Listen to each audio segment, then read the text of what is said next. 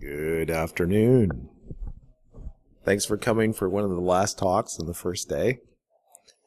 So I just want to talk a little bit about how you can make Windows timelines, which is something that's very commonly done in incident response, and how you can do it quickly and easily. So what is this talk about? It's about how do you create timelines for a Windows system. And this is something that you can do in minutes, not hours. If you've ever used other tools like Autopsy, you know that it takes a while, right? Here's a good example. 2 weeks ago, I was in Norway doing a training class, and they had asked, hey, could we do some stuff with Autopsy? And I said, sure, we'll do a little bit of Autopsy. So at 9 o'clock, when we kicked off for the day, I said, all right, everybody, here's a 26 gigabyte image. It's not very large.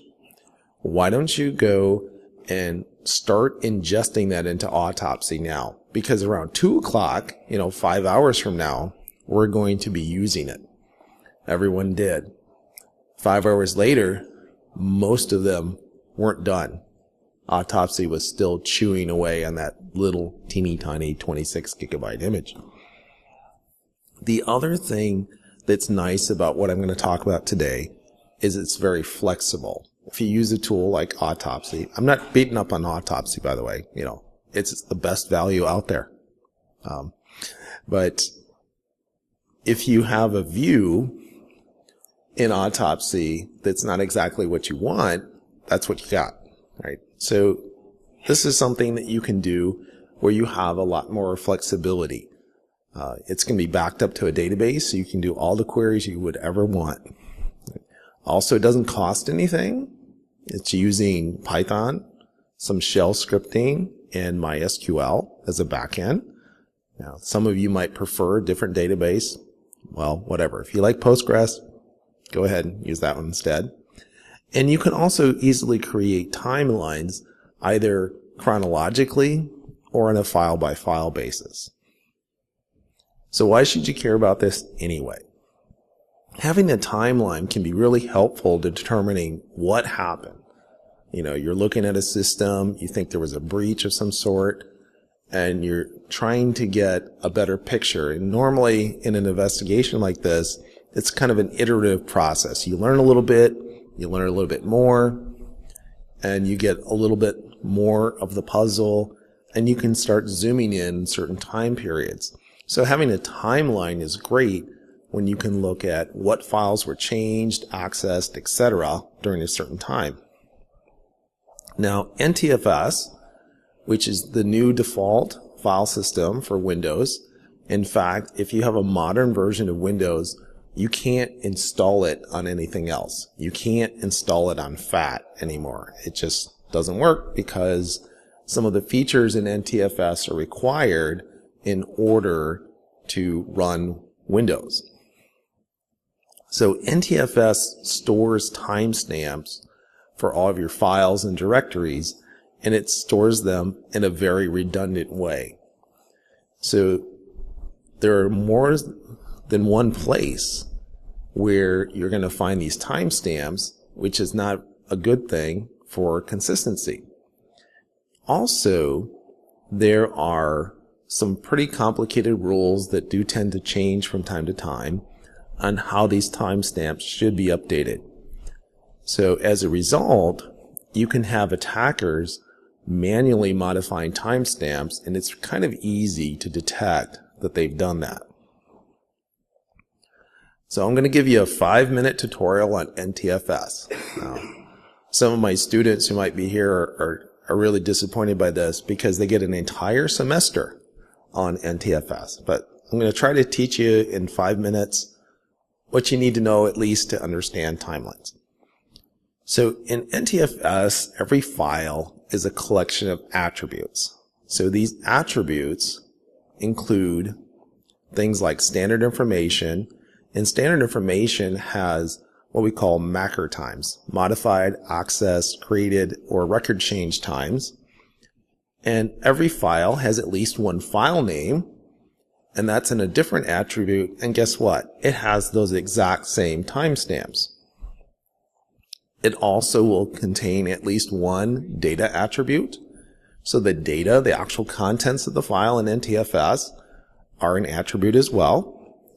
And these attributes are stored in something called a master file table. So a master file table is this massive thing that's usually about in the middle of your partition.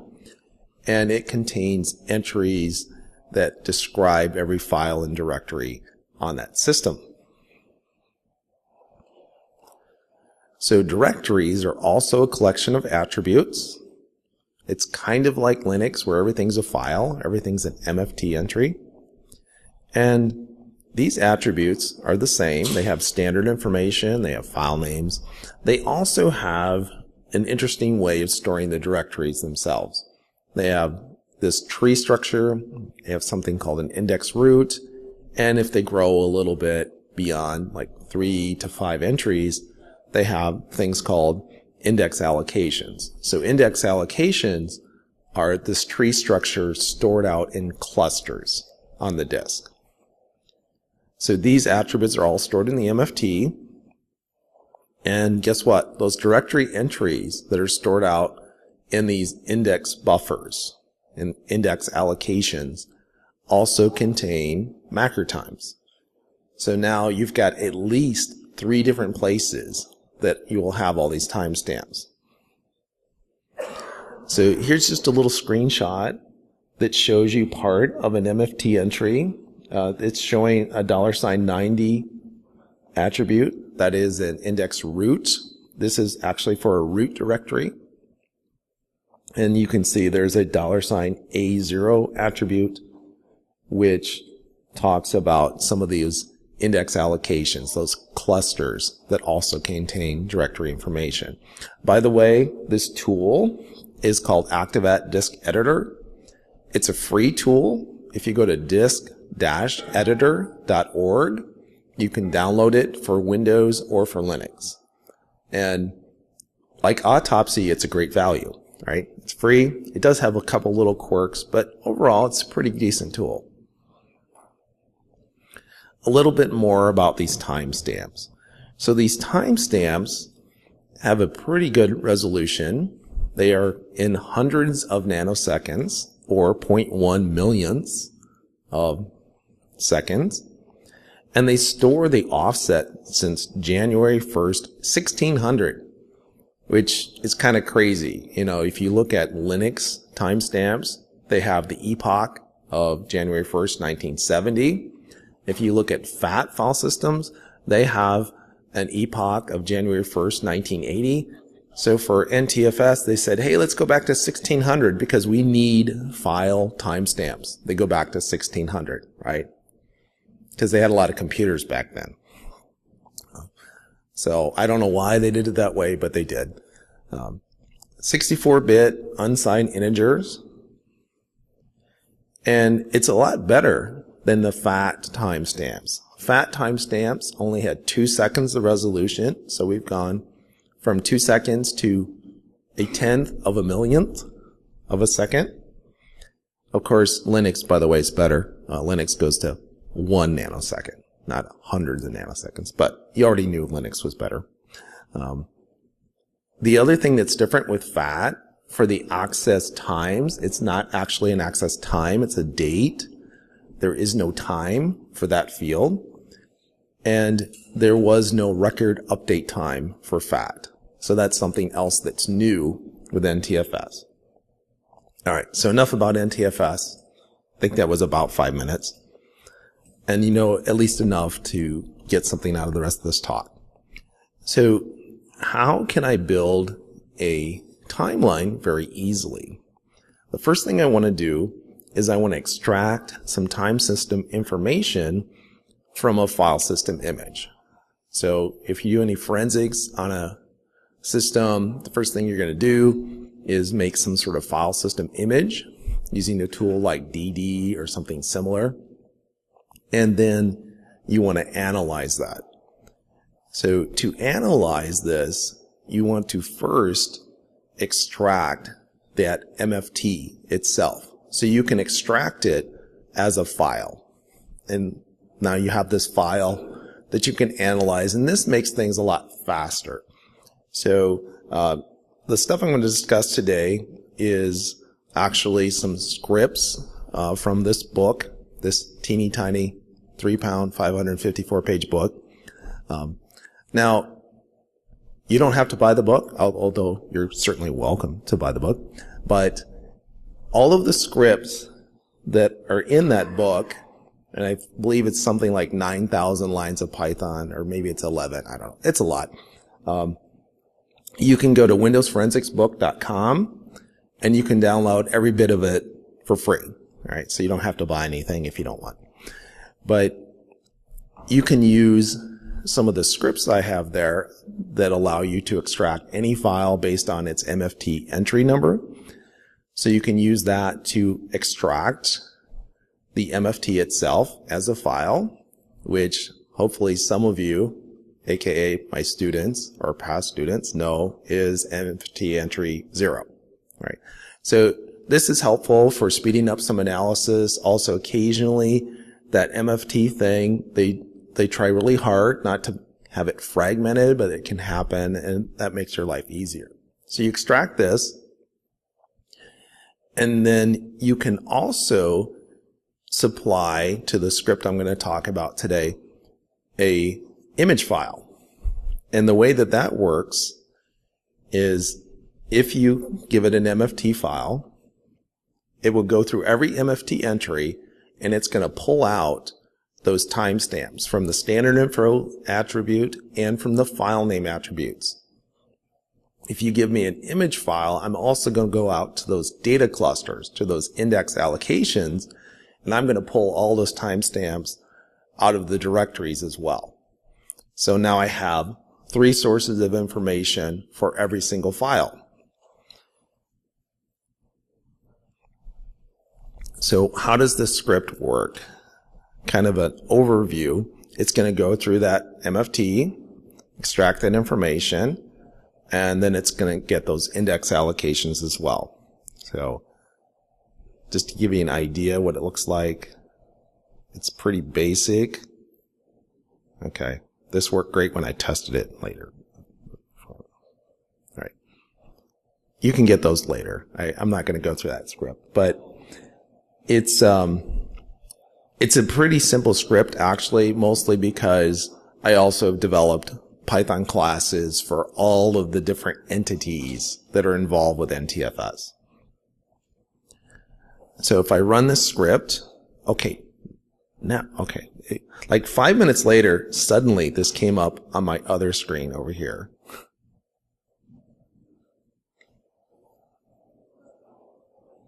Really? Okay. Sometimes it's a little flaky, I guess, when you go to the 2 screens. But anyway, so here I'm just running on the first line. I'm running this extract script. And the nice thing about this script in NTFS, one other advantage forensically over FAT is that NTFS, if you delete a file, all it does is change 1 bit in the MFT entry. There's a bit that says this entry is in use, and then it also goes to a bitmap and says, hey, these clusters are available now. So undeleting the file is super easy. So I have a script that lets me extract any file by its MFT entry number, and it doesn't matter if that file is deleted or not. You can just pull it right out. So I run that script, and I get my MFT itself. Now, normally that MFT table, the whole thing is stored in a file called $MFT, and that, of course, wreaks havoc on some of your Linux systems, and it just makes your life difficult when you have $signs in your file name. So I automatically rename it to $MFT. So I extract it, I give it an offset to the start of my file system, and say I want entry 0, please.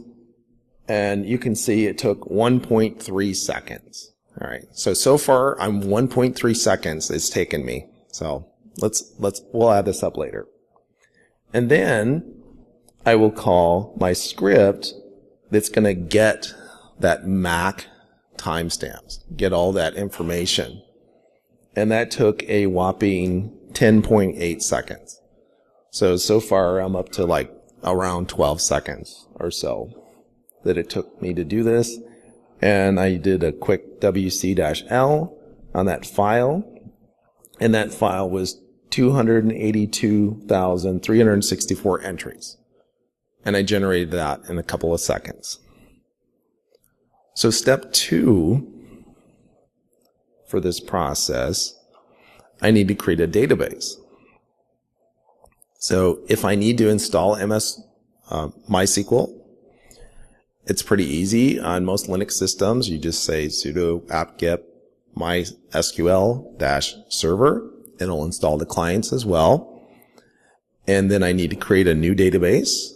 And for that, you can use MySQL admin-u, and then you give it your username -p, which means please ask me for a password, and then the name of the database you want to create. And then you create a table.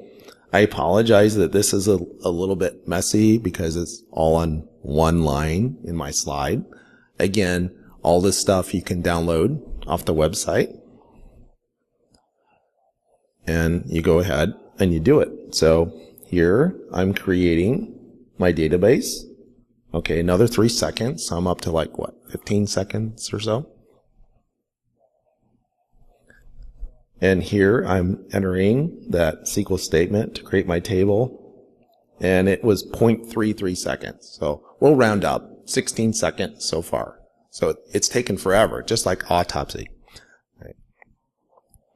All right, so now let's do something. Let's take this data, so that the data is in a CSV format, comma separated value format, and that is very easily loaded into MySQL. So I run this little query here. I run the command load data in file, and then I give it a file location. Now, something I should warn you about with the file location. By default, in most Linux systems, there's a setting that's enabled, that's a security setting that says, hey, you can't load files from any old place into this database. And does that sound like a good idea?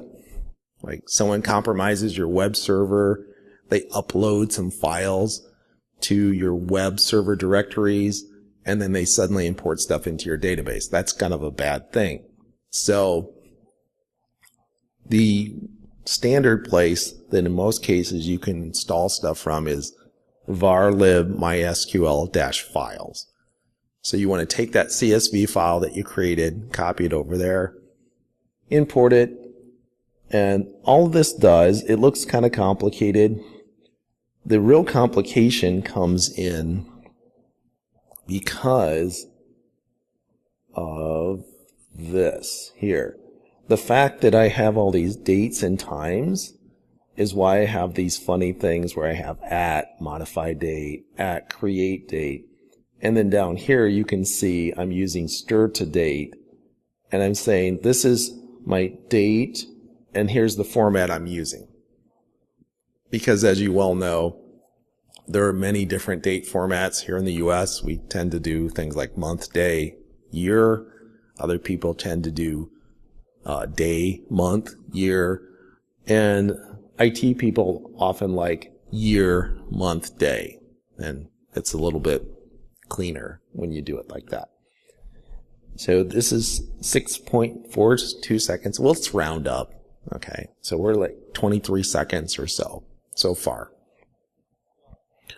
So now we've loaded those 284,000 something rows into this table, and we want to populate a table called timeline.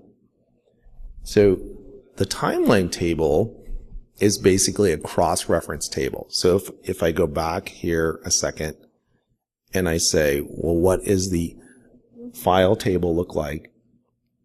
It has all that metadata. It has all my timestamps. It has things like file size and file name.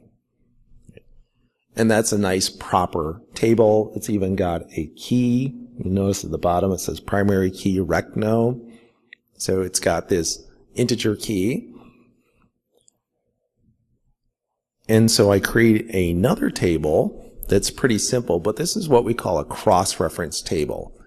So it has some values from the other table, but notice it doesn't have any primary keys or anything. So it just says, all right, what was the operation? Was it modify, access, create, or record change? What was the source? Did it come from standard info? Did it come from a file name? Or did it come from an index allocation? What's the date? What's the time? And what record in the file table does it refer to? So then I run 4 queries, one for each of the Macker times, that will insert into this table based on the other table. And each of these queries took, well, one of them took 4.6 seconds, and the others took 3-ish or so seconds. So I'm still under a minute here. And guess what? I'm done. All right. So in terms of execution time, in under 3 minutes, I managed to do this, right? Which I think is pretty good. So now I'm on to the fun part. What do I want to do now? Now I want to actually run queries. Well, what queries? Whatever you want. Right. So there are a couple of standard queries that you might want to do. A standard query would be to look at things sorted chronologically. Another standard thing would be to say, hey, all right, let's look at a particular file. So this file has an MFT entry number. What are all the references to that file? You know, are there multiple index allocation references? Do they agree or disagree? You know, what's the story with this thing? So if you have a large result set, you can save it to a CSV file and then import it into LibreOffice Calc or something similar, some spreadsheet program. It's a little bit easier to view. So let's make this a little easier. So here I have a pretty simple script. This is a shell script. Now, one thing I will say about scripts that I tend to write, you might say, Phil, you know, your shell scripting sucks, and I would accept that, okay. But I like to write shell scripts that are very straightforward and easy to understand. So it is true that I could make this script shorter, but I don't want to, right? So on the left side, I've got your standard shebang bin bash that just says, hey, this is a bash script. Please pass it to the bash shell interpreter. And here's a usage function that I define. So if you don't give me enough parameters, I yell at you and I say, I wanted a database name and a starting date and an ending date, which is optional. And the bottom part says, did you give me not enough things? If you didn't, then I'm going to call it the usage. Otherwise, you go to the right column. This is the real deal, where actual things happen. So the first part says, if you gave me less than 3 things, then run this. Now, all I'm doing here is I'm going to pipe this part where it says select, operation, etc. I'm going to pipe that to MySQL. So I don't know, how many of you do any Linux shell scripting? All right, a couple of you. So this is a little trick that you can do. You can use cat and then less than, and then some sort of token. And basically what happens is it will take all the text that follows on the following lines until it hits that token, which typically people use things like EOF, which you can see down there after a couple lines. And then that command is run. All that stuff is sent to MySQL. So this is just a standard query that says, okay, I want to look at this timeline and I want to look for dates after a certain date. And then there's an else clause, and it says, all right, if I got to the else clause, it's because you gave me an ending date as well. So it's a very similar query, but if you look at the where clause, you'll notice that there's another criteria. It says, and timeline date, start date, $3, the last thing you passed in, is less than this date. All right. So that's all that's going on here. It's nothing terribly spectacular. So now I can run this. I just did an example on the same 26 gigabyte image. And I said, okay, what happened from 2015, 1201 to 1204? And it gave me a result in 2.6 seconds. Right. Now, let's go back to autopsy for a second. Let's just say I was using autopsy. I'd still be running this a long time, right? We're well under 2 minutes here of total execution time. You might say, yeah, but that's execution time. Okay, you could like listen to this talk even and download all these scripts and run them, and you'll still come out ahead of autopsy. Remember I said 5 hours later, autopsy still wasn't done with the initial ingest of this image.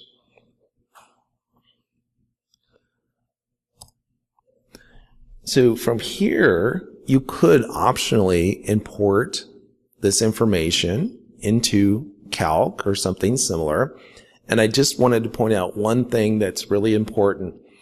When you import a CSV file, and by the way, when you do a query in MySQL, by default, it's going to tab separate your data that's output.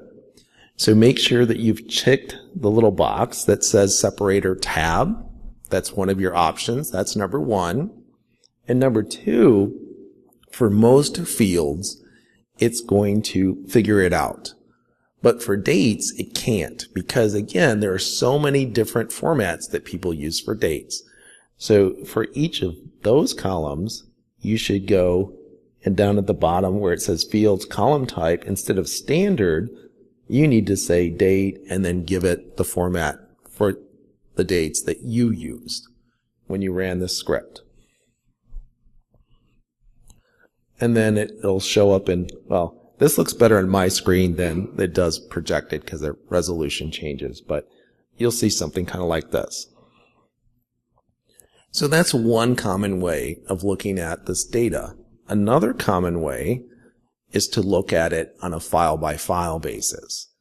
So here I have another script, very similar on the left. That's just setting it up, giving you a usage statement. And then on the right, I have a slightly different query where it's going to sort things and order it by the MFT entry instead of dates.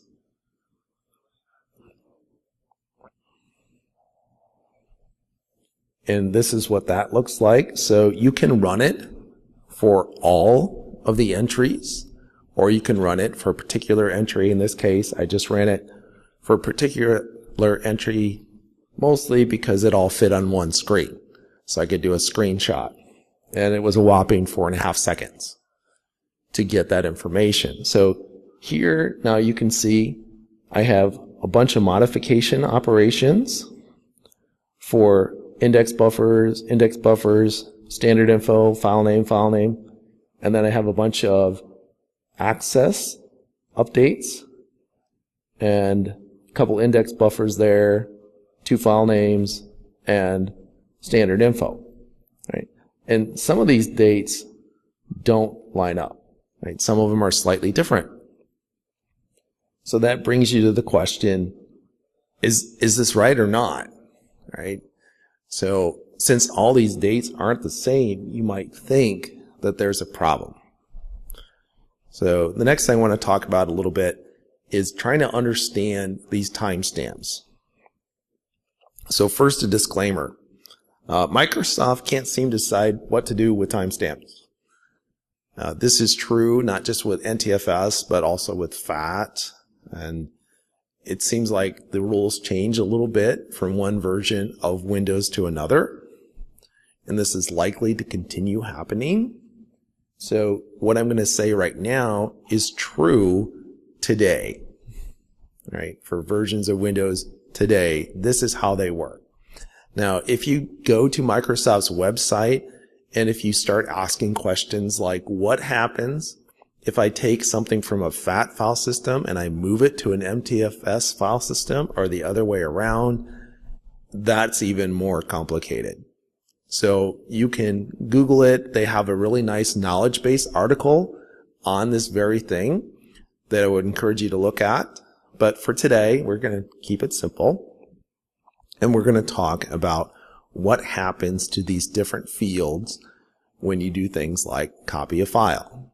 So when you copy a file, everything gets changed except for in the standard info attribute, the modification timestamp does not change.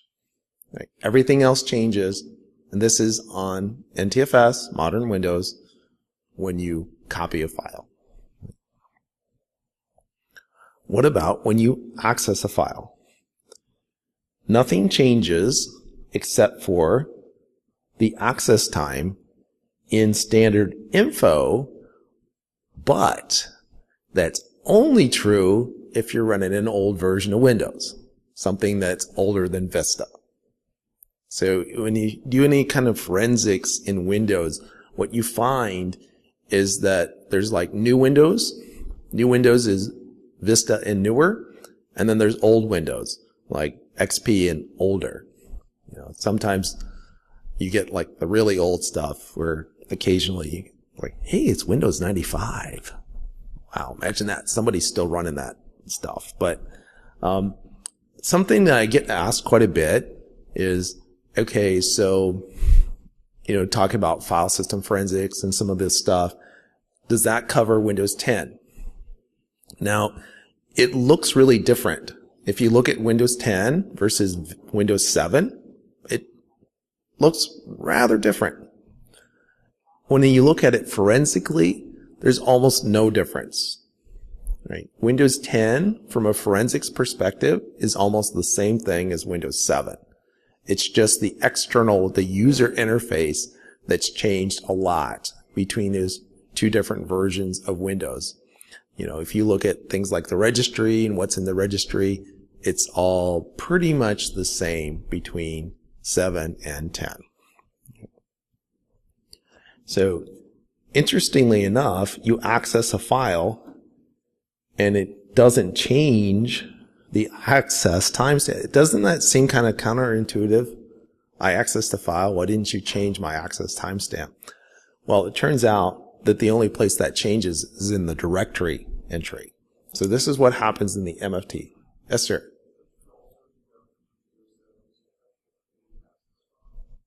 I didn't quite hear that. Yes. I was going to get to that. So the question is there a setting that you can use to force it to update the access time? So it turns out in Windows, if you have an NTFS file system, which is what we're talking about today, we're not talking about FAT at all. And the reason for that, again, you can't use FAT for your primary file system on a modern version of Windows. There is a registry setting called NTFS Disable Last Access Update. Right?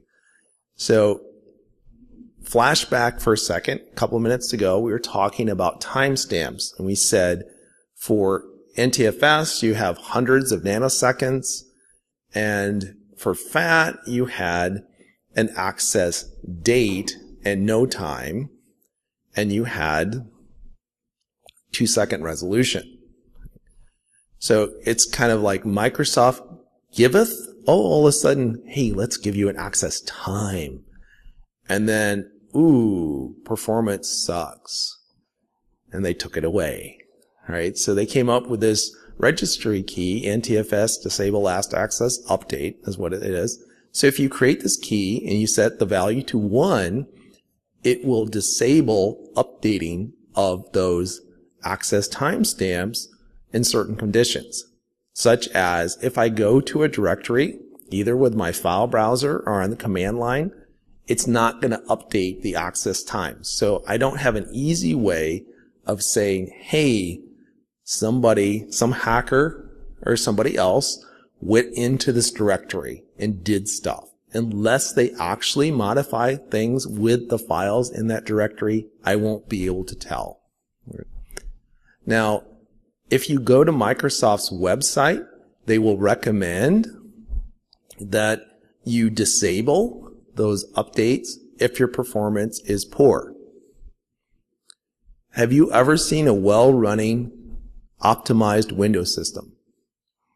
Have you seen anyone in here ever thought, my Windows system is so freaking fast that I couldn't possibly do better?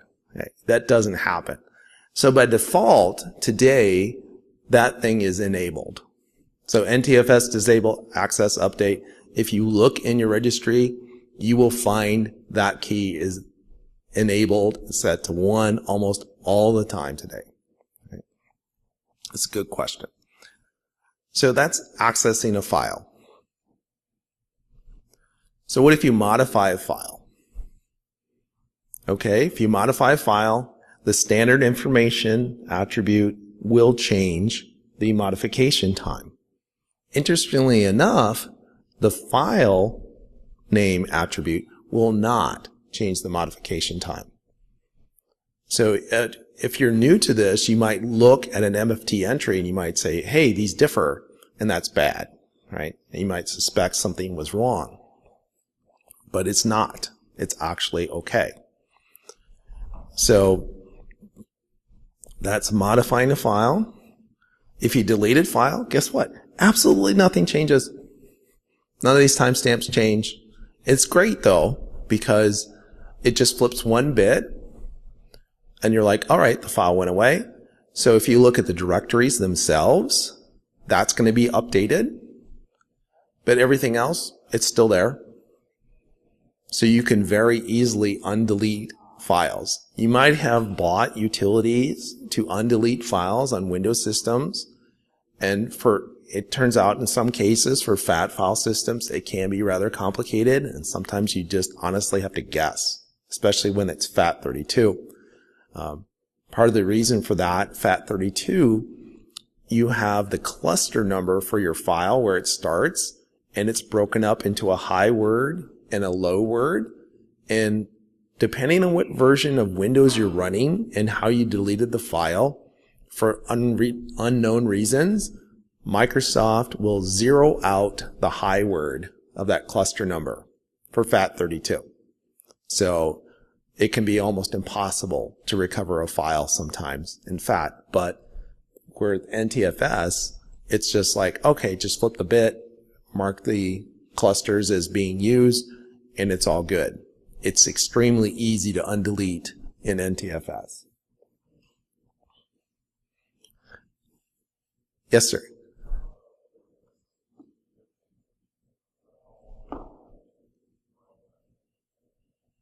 So the question was, how long do you have to get the file back? When what is enabled? Okay, so how long do you have to get the file back? I would say in most cases, as long as like if you just deleted it and you're like, oh crap, right? You can probably get it back.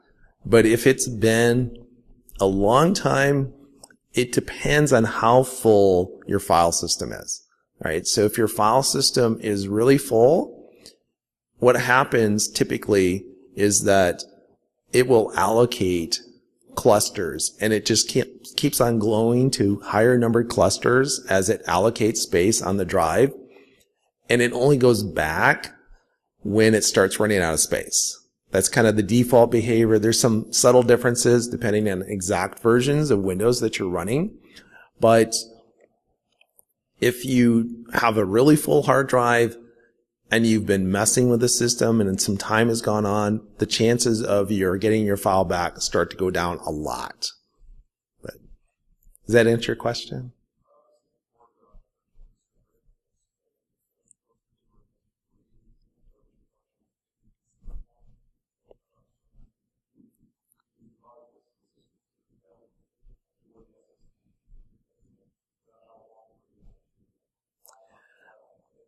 Yeah, and actually in this case, the question is, what about SSD versus not SSD?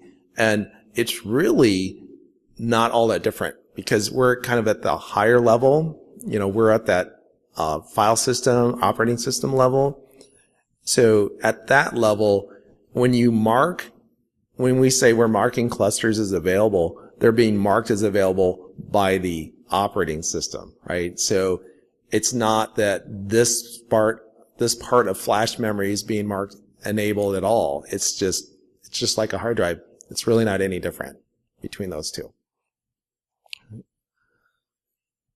So if we move a file to the same volume, here's what happens. We change the time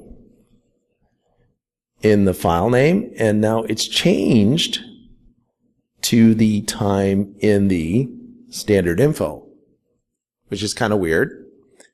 And the same thing is true with the record change time.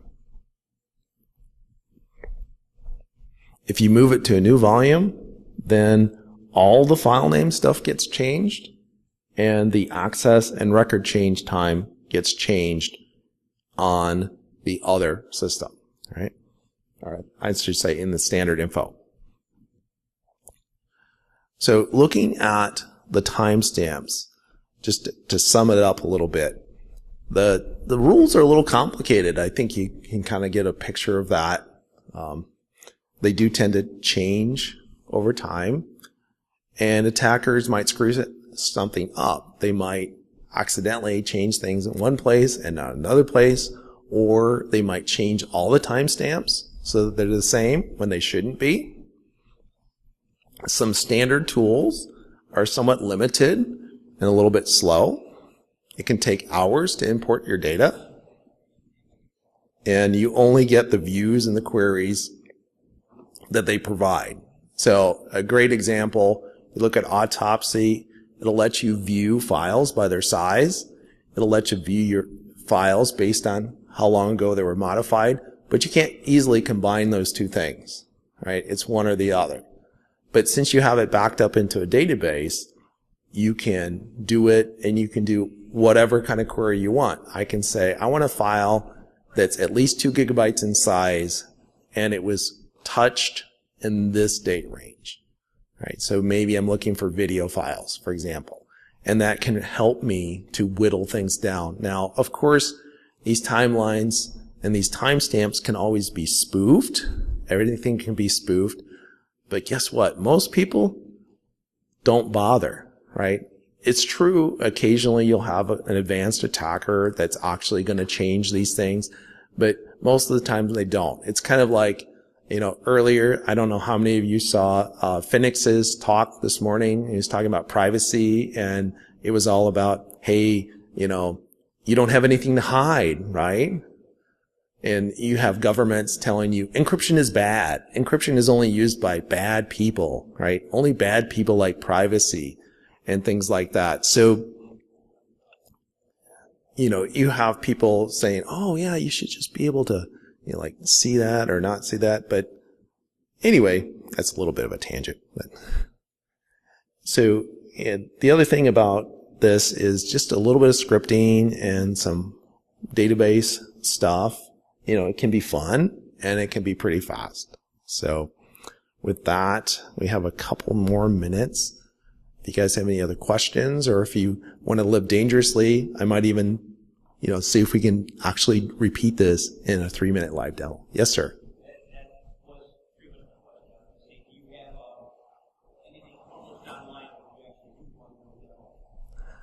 I do. Unfortunately, I don't have anything at this exact moment where it's done, where you can just access it for free. I do have, not to advertise for Pentester Academy, but Pentester Academy, I do have an 18-hour course in Windows Forensics that includes this and a lot more stuff. But if you guys want, depending if there's any other questions, if you want, I can actually try to do a 3-minute live demo, which is dangerous, I know, but yes, sir.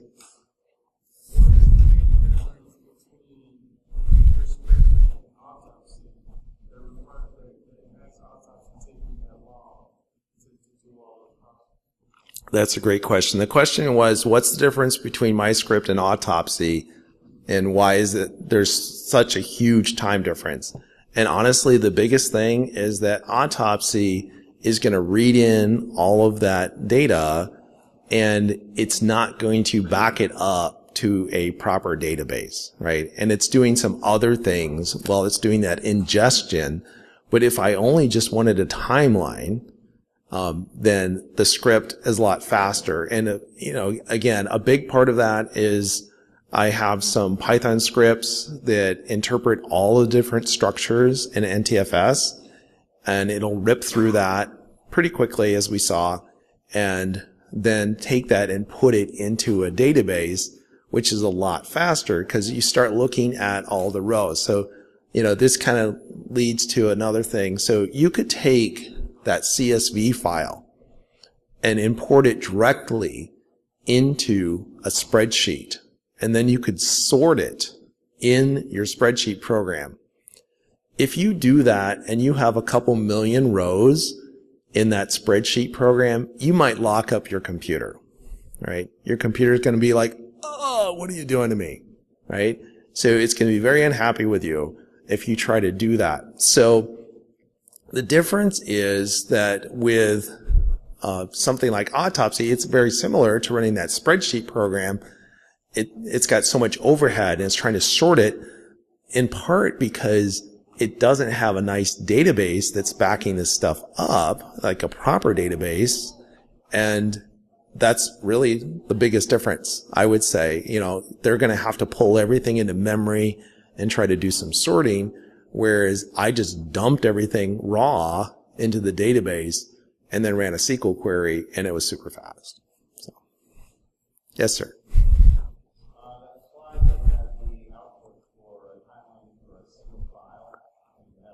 Mm-hmm.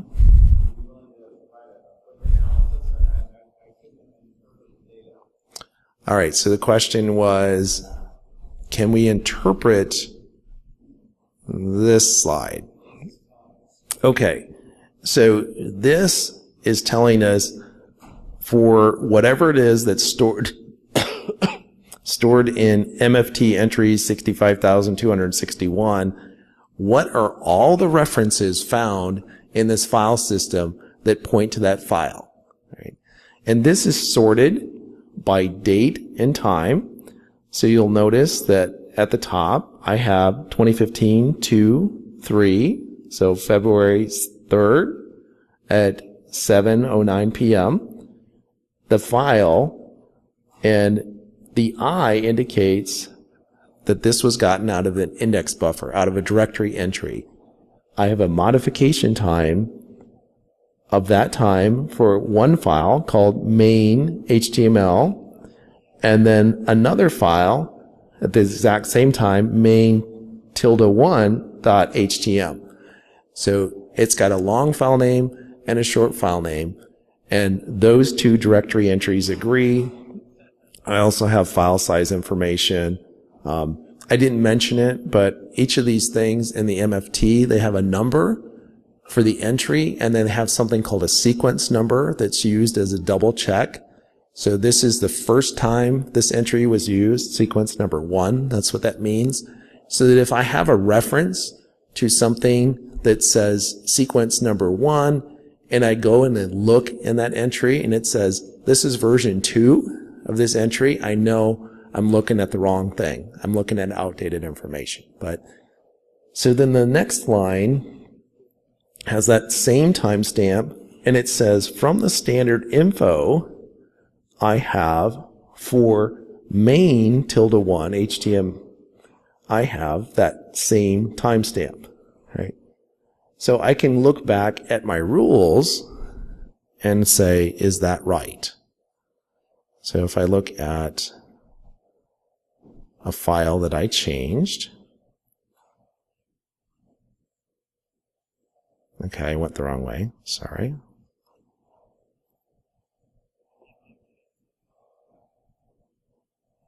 So this file was modified, and according to this, the standard info should change.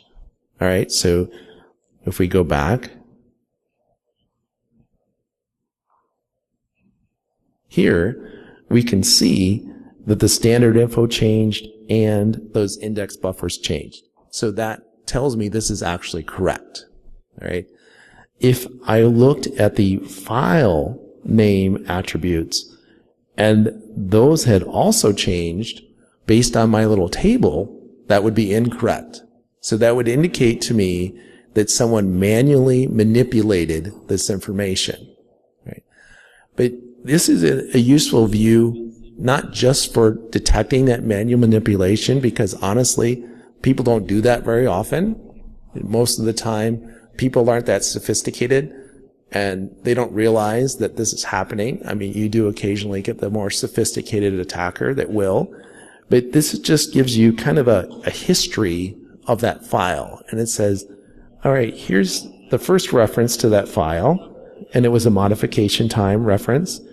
And then I see some later references, and those were accessed, those were record changes, and also creation. Right? So creation could be it was copied. Right? And that's where you have to look at those rules. But this just gives me a view, so maybe this is an interesting file. So let's just say I looked at my overall timeline, my chronological timeline, and I saw, all right, I looked at my registry, I looked at my event logs and such, and I saw around December 3rd, something strange happened that I suspect might have been an attacker in my system. So I'm going to start looking at all those files in that time frame, and I might want to look at them individually and then say, let me pull that out of that context where I said, all right, I've identified this particular file at 65,261 as an interesting file, potentially. Now let me just look at that file and all references to that file that I found in this file system.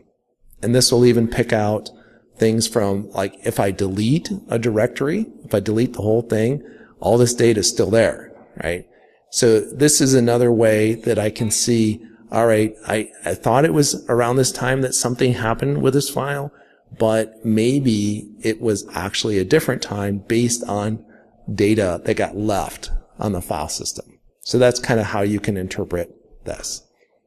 Now, this is probably not an interesting file. It was just like a random number I just picked to make this demo because it fit on one screen. That was my criteria. It fit on one screen so that you could see the whole command and how long it took to run.